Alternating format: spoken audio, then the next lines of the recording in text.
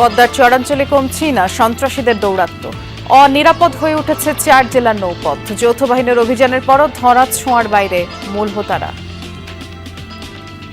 চর দখল, বালুর নৌকার থেকে টাকা আদায় করে, কাশবন দখল করে।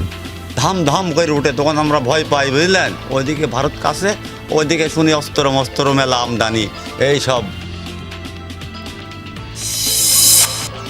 রোজায় সারা দেশে অস্থির ভোগ্যপণ্যের বাজার। লেবু, শসা সাধারণের নাগালের বাইরে। বিভিন্ন স্থানে প্রশাসনের অভিযান। প্রথম রোজার ইফতার আয়োজনে ব্যস্ততা। ঐতিহ্যবাহী আর বাহারি সব খাবার নিয়ে প্রস্তুত হোটেল রেস্তোরাঁ।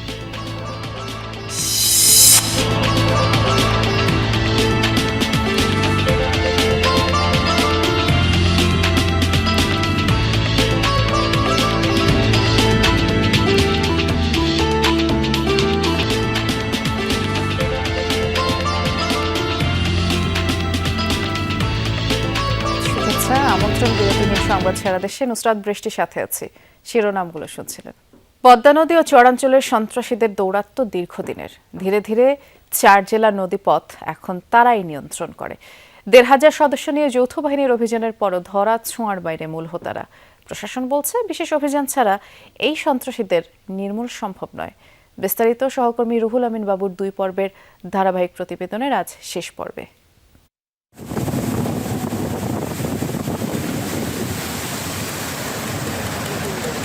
অস্ত্র হাতে নদীপথে দিনে দুপুরে চলছে চাঁদাবাজি। প্রতিরোধ বা প্রতিবাদ কোনো কিছুরই কি সুযোগ নেই? এই সন্ত্রাসীদের নিরাপদ আস্তানা পাবনা, রাজশাহী ও কুষ্টিয়ার মধ্যবর্তী স্থান নাটোরের লালপুর চর এলাকা। আমরা ভেড়ামারা হার্ডিং ব্রিজ পয়েন্ট থেকে প্রায় 10 কিলোমিটার ভিতরে, অর্থাৎ কুষ্টিয়ার শেষ সীমানায় বলা যায়। পাবনা, নাটোর এবং রাজশাহী, এটি নাটোর লালপুর চর বলে। এটি মূলত কাকন বাহিনীর যে মূল আস্তানা, সেই এরিয়াতে আমরা এখন অবস্থান করছি। নাসির সাহেবের কথা বলে, ঠিক আছে, ওরা কিছু লোকজন নিয়ে আসার পরে দেখা যাচ্ছে যে আমাদেরকে এখান থেকে ধরে নিয়ে যায়। সন্ত্রাসীদের এই সাম্রাজ্য একদিনে গড়ে ওঠেনি। অভিযোগ রয়েছে, বিগত সরকারের আমলে এই সকল সন্ত্রাসীরা থাকতো রাজনৈতিক প্রভাবশালীদের ছত্রছায়ায়। এমনকি পুলিশের উপস্থিতিতেই চলতো নৌপথে চাঁদাবাজি। বেশ কয়েকটি গ্রুপ সক্রিয় রয়েছে এই অঞ্চল জুড়ে। শুধু নদীতেই তাদের চলাচল সীমাবদ্ধ নয়। সন্ত্রাসীদের একজন জানান, অর্থের বিনিময়ে চরাঞ্চলে বিশৃঙ্খলা সৃষ্টির কাজও করে তারা। কাকুন বাহিনী নদীপথে আপনার বিভিন্ন চর দখল, বালুর নৌকার থেকে টাকা আদায় করে, কাশবন দখল করে। নদীপথে হয় যেগুলো হয় আর কি, এগুলাই নিয়ন্ত্রণ করে। লোকালয়ে এসে সাধারণ মানুষের উপর কোনো ধরনের অত্যাচার বা কোনো রাজনৈতিক গ্রুপের হয়ে কাজ করে, এরকম কোনো শঙ্কা কাজ করে কি? হয়, অনেক সময় কিছু আতঙ্ক সৃষ্টি করতে হলেও করা লাগে, এটা পরিবেশ বুঝে। ধাম ধাম করে উঠে তখন আমরা ভয় পাই, বুঝলেন। ওইদিকে ভারত কাছে, ওইদিকে শুনি অস্ত্র মস্ত্র মেলা আমদানি, এই সব। নৌপুলিশও বলছে, বাহিনীগুলোর নাম শুনেছে তারা। তবে অবাক করা বিষয়, তাদের কাছে নেই সন্ত্রাসীদের কোনো তালিকা। বাহিনী তালিকাভুক্ত নয়, বাহিনীর নামে শুনি আর কি, যে আপনার কাকন বাহিনী, মন্ডল বাহিনী, কালু বাহিনী, এই ধরনের আমরা শুনি, কিন্তু আমরা কোনোদিন তাদের মুখোমুখি হই নাই। সম্প্রতি চরাঞ্চলে সন্ত্রাসী দমনে 4 জেলায় অভিযানে নামে আইন শৃঙ্খলা বাহিনী। প্রায় 1,500 সদস্যের অভিযানে অস্ত্রসহ বেশ কয়েকজন আটক হয়। কোনো বাহিনী এমনিতে গড়ে ওঠে না, প্রত্যেকটা বাহিনীর সাথে 40-50 জন করে লোক আছে। তো এই যারা এই কাজটাতে সম্পৃক্ত হয়, তাদের একজন গডফাদার আছে, গডফাদারের আবার গডফাদার আছে। সুতরাং এই জিনিসগুলোকে আনাট করতে গেলে আপনার একটু কাঠখড় পোড়া কাজ করতে হয়। অস্ত্র উদ্ধার এবং সন্ত্রাসীদের ধরতে বড় পরিকল্পনার কথা জানালেন পুলিশ সুপার। বিশেষ অভিযানবাদী সন্ত্রাসীদের নির্মূল সম্ভব নয় বলছেন জেলা প্রশাসক। এখন আপাতত আমরা চাচ্ছি যে বাহিনী অস্ত্রগুলো উদ্ধারের মধ্যে অবশ্যই ফোকাস থাকবে, প্রায়োরিটি থাকবে। সাথে সাথে তুমি যদি নদীতে থাকতে চাও, নদীতেই থাকো, তোমাকে আমরা স্থলে উঠতে দিব না। এই পুলিশের বা আইন শৃঙ্খলা রক্ষা বাহিনীর এই প্রেজেন্সটা আমরা ওই এলাকায় শো করছি। আমি সেন্ট্রাল গভর্নমেন্টকে আমি জানিয়েছি যে এইখানে সম্পূর্ণ ভিন্ন একটি অপারেশনের মধ্য দিয়ে এই টোটাল বিষয়টিকে আসলে দেখা যেতে পারে। এটি কোনো সাধারণ অপারেশন দিয়ে এই জায়গা আসলে নির্মূল করা সম্ভব না।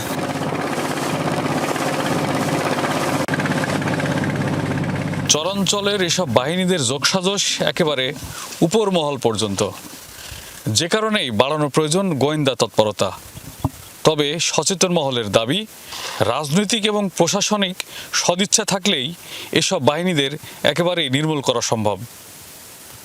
রুহুল আমিন বাবু, যমুনা নিউজ, কুষ্টিয়া। নোয়াখালীর হাতিয়ায় ধর্ষণের অভিযোগে 6 জনকে আসামি করে মামলা করা হয়েছে। বুধবার জেলা নারী ও শিশু নির্যাতন দমন ট্রাইব্যুনালে মামলার আবেদন করেন ভুক্তভোগী নারী।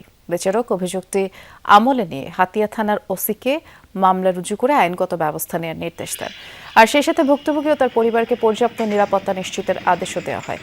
মামলায় আব্দুর রহমান মতিন, হেলাল, রুবেল, এমরান, বেলালের নাম উল্লেখ করা হয়। ভুক্তভোগী নারী বর্তমানে পুলিশি পাহারায় নোয়াখালী জেনারেল হাসপাতালে চিকিৎসাধীন। এর আগে গত শনিবার দুপুরে হামলায় আহত হয়ে হাসপাতালে ভর্তি হন ওই নারী। কয়েক ঘন্টা পর অভিযোগ করেন ধর্ষণের শিকার হয়েছেন তিনি। বরিশালের মেহেন্দিগঞ্জে জমিজমা নিয়ে বিরোধের জেরে এক ব্যক্তিকে হত্যার অভিযোগ উঠেছে প্রতিপক্ষের বিরুদ্ধে। গতরাতে উপজেলার কাজিরহাট থানা এলাকার বাদল রতনপুর গ্রামে এই ঘটনা। পুলিশ জানায় 1.5 একর জমি নিয়ে স্থানীয় সিদ্দিকুর রহমানের সাথে 8 বছর ধরে বিরোধ মোস্তফা কামালের পরিবারের। এ নিয়ে আদালতে মামলাও চলমান রয়েছে, যার বাদী ছিলেন মোস্তফা। গতকাল রাতে একা পেয়ে তার উপরে হামলা করে প্রতিপক্ষ সিদ্দিকুর রহমান সহ 10 থেকে 12 জন। এ সময় মোস্তফাকে পিটিয়ে কুপিয়ে জখম করে অভিযুক্তরা। উদ্ধার করে হাসপাতালে পাঠালে চিকিৎসাধীন অবস্থায় তার মৃত্যু হয়। এদিকে ঝিনাইদহের শৈলকুপার জয়ন্তীনগর গ্রামে পারিবারিক বিরোধের জেরে মারামারির এক পর্যায়ে কিসমত আলী নামের এক দিনমজুরের মৃত্যু হয়েছে।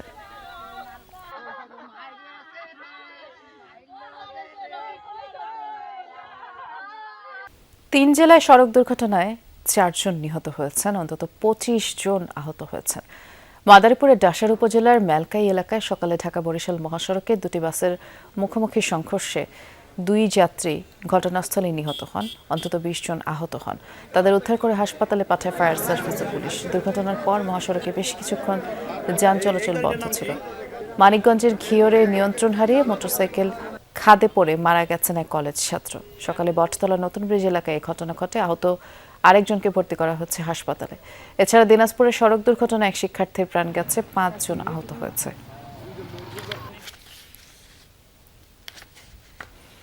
চাঁপাইনবাবগঞ্জের আমনুরায় তেলবাহী ট্রেনের লাইনচ্যুত হওয়া 4টি ওয়াগন উদ্ধার কাজ সম্পন্ন হয়েছে। এতে 9 ঘন্টা পর রাজশাহী রহনপুর চাঁপাইনবাবগঞ্জ রুটে ট্রেন চলাচল স্বাভাবিক হয়েছে। এর আগে ভোর 5টার দিকে লাইনচ্যুত হয় ট্রেনের 4টি ওয়াগন, তবে দুর্ঘটনার কোনো আহতের খবর পাওয়া যায়নি।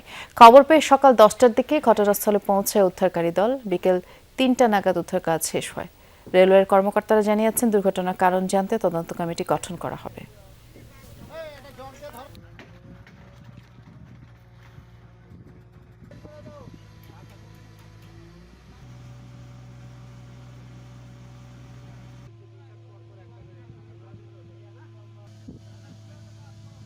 রমজানের প্রথম দিনেই সারা দেশে চড়া নিত্যপণ্যের বাজার। গত সপ্তাহের তুলনায় প্রতিটি পণ্যই বেশি দামে বিক্রি হচ্ছে।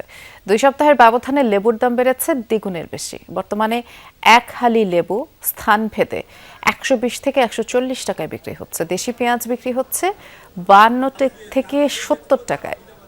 বেগুন, কাঁচামরিচ, শসার দামও শতকের ঘর ছাড়িয়ে গেছে। ছোলা মানভেদে বিক্রি হচ্ছে 70 থেকে 90 টাকায়। 300 টাকার নিচে ইফতারের অন্যতম যে অনুষঙ্গ খেজুর সেটি মিলছে না। ব্রয়লার মুরগি বিক্রি হচ্ছে 190 থেকে 200 টাকায়। গরুর মাংসের দর ঊর্ধ্বমুখী। বিক্রেতাদের দাবি রমজানে এই সকল পণ্যের চাহিদা থাকে বেশি, সে তুলনায় সরবরাহ না থাকায় দাম কিছুটা বেড়েছে। অন্যদিকে ক্ষোভ প্রকাশ করে ক্রেতারা বাজার মনিটরিংয়ের দাবি জানিয়েছেন। রমজান আসলে তো দাম বাড়ে সব কিছুর, আমাদের চাহিদা বেড়ে যায়। আমরা যে জিনিসটা এক সপ্তাহে কিনতে পারি সে জিনিসটা আমরা বেশি করে নিয়ে রাখি, এর জন্য হয়তো দাম বাড়ে। দাম বাড়ার কারণে আমরা আগে যতটুকু কিনতে পারতাম তার থেকে এখন আরও কম কিনতে হচ্ছে, কিনতে পারতেছি না। যেমন ধরেন যে লেবুর দাম 100 টাকা করে হালি চাচ্ছে, 80 টাকা করে হালি চাচ্ছে। যে লেবু আমরা কিছুদিন আগেও 20 টাকা 30 টাকা করে হালি কিনছি, এখন কি করবো, 1 পিস কিনে নিয়ে যাচ্ছে। যখন আগে হালি কিনতাম এখন 1 পিস করে কিনে নিয়ে যাচ্ছে। বেগুনের কেজিতে 40 টাকা বেড়েছে, আর কল্যাতে বেড়েছে 20 টাকা, আর শশাতে বেড়েছে হলো 40 টাকা কেজিতে। রমজানের দ্রব্যমূল্য নিয়ন্ত্রণে রাখতে দেশের বিভিন্ন স্থানে অভিযান পরিচালনা করেছে ভ্রাম্যমাণ আদালত। দুপুরে নাটোর শহরের বিভিন্ন বাজার ও দোকানে অভিযান চালানো হয়। এতে নেতৃত্ব দেন ভোক্তা অধিকার সংরক্ষণ অধিদপ্তরের সহকারী পরিচালক নাজমুল হোসেন এবং জেলা প্রশাসনের নির্বাহী ম্যাজিস্ট্রেট সালাউদ্দিন আহমেদ। এ সময় অতিরিক্ত দামে পণ্য বিক্রি, মূল্য তালিকা প্রদর্শন না করা, ভোক্তা অধিকার আইন লঙ্ঘনের অভিযোগে 2 ব্যবসায়ীকে জরিমানা করা হয়। পাবনায় বিভিন্ন বাজারে ভোক্তা অধিকারের অভিযানে 5টি প্রতিষ্ঠানকে 1,27,000 টাকা জরিমানা করা হয়।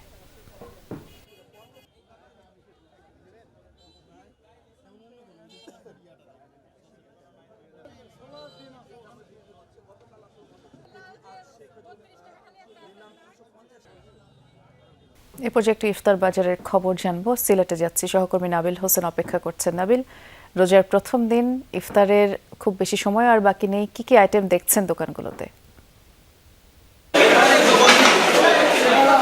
বৃষ্টি, দেখুন সিলেটের ইফতার মানে কিন্তু প্রধান আকর্ষণ থাকে আখনি এবং খিচুড়ির ক্ষেত্রে, এবং যেটি আমরা দেখেছি যে সিলেটের যে ইফতার বাজারগুলো, সেই ইফতার বাজারগুলোতে আখনি এবং খিচুড়ির যে চাহিদা, সেই চাহিদাই সবচেয়ে বেশি। এর বাইরে অন্যান্য যে দ্রব্যগুলো আছে, যেমন হালিম, জিলাপি, পেঁয়াজু, ছোলা বা অন্যান্য যে চিকেন আইটেম, সেগুলোর চাহিদা রয়েছে। কিন্তু সবচেয়ে বেশি যে চাহিদা সেটি আমরা দেখেছি যে আখনির যে স্টল এবং খিচুড়ির যে স্টল।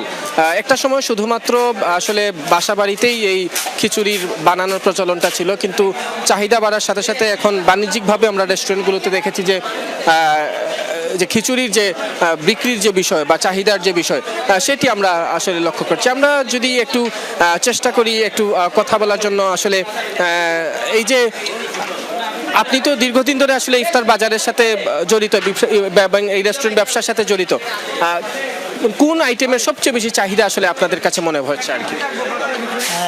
পবিত্র পবিত্র রমজানের শুভেচ্ছা। আমরা আসলে প্রতিবারের মতো কিন্তু আপনার বিভিন্ন আইটেমের পসরা সাজিয়েছি পাঞ্চের রেস্টুরেন্ট। আমাদের আসলে প্রত্যেকটা এলাকারই কিন্তু আলাদা আলাদা বৈশিষ্ট্য আছে এবং চয়েসফুল একটি খাবারের বিষয় আছে। ইফতারের আগ মুহূর্তে কিন্তু আমাদের সিলেটে বিফ আখনি, চিকেন আখনি, বিশেষ করে পাতলা খিচুড়ি বাজানোটা আমাদের এখানে বেশি, বা আমাদের সিলেটের মানুষের বেশি। আমরা নিশ্চয়ই সেটি শুনছিলাম যে পাতলা খিচুড়ি বা আখনির যে বিষয়টা। এর বাইরে ইফতারের যে অন্যান্য যে জনপ্রিয় যে পদগুলো, অর্থাৎ জিলাপি, পেঁয়াজু, ছোলা, সেগুলো বিক্রি বাট্টা কিন্তু দেদারসে হচ্ছে। এবং যেহেতু প্রথম রমজান, বাসাবাড়ি যে ইফতার, সেই ইফতারের বাইরে রেস্টুরেন্ট থেকে একটু স্পেশাল কিছু নিয়ে যাওয়ার জন্যই মূলত ক্রেতাদের যে ভিড়, সেই ভিড় নিশ্চয়ই ক্যামেরার মাধ্যমে আপনারাও দেখতে পাচ্ছেন। আমরা একটু কথা বলি যে যারা আসলে এখানে কিনছেন, তারা আসলে সচরাচর কি কিনছেন বা কি কেনার জন্য এখানে এসেছেন, তাদের সাথে একটু কথা বলার চেষ্টা করি। এখান থেকে কি কিনলেন? আমি এখান থেকে আখনি কিনছি, এই জায়গার আখনিটা খুব ভালো, এই জন্য আমি শুধু আখনি কিনছি আর কি। সিলেটের ইফতারে আখনি অথবা খিচুড়ি সিলেটে আখনি বা খিচুড়ির চাহিদা খুব বেশি, আমাদের এগুলাই খুব ভালো লাগে। আমরা সিলেটি, আমরা খিচুড়ি বেশি খাই আর আখনি।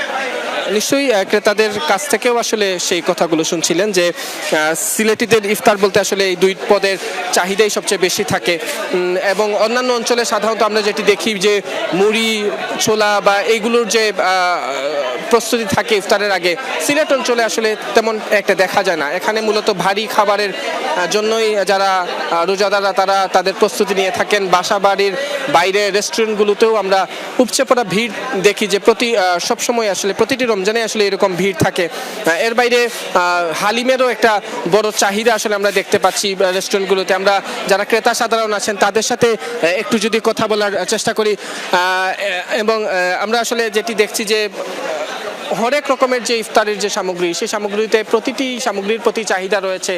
বিশেষ করে সিলেটবাসীর খিচুড়ি এবং আখনির প্রতি যে চাহিদা, এর বাইরে জিলাপি, পেঁয়াজু বা বিভিন্ন কাবাব আইটেম, সবগুলোর চাহিদা রয়েছে। এবং প্রথম ইফতার বলেই একটু বাড়তি স্পেশাল আয়োজন প্রত্যেকের রয়েছে।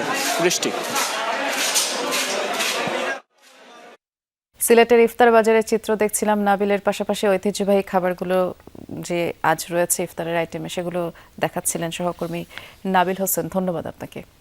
এই ছিল আমার কাছে।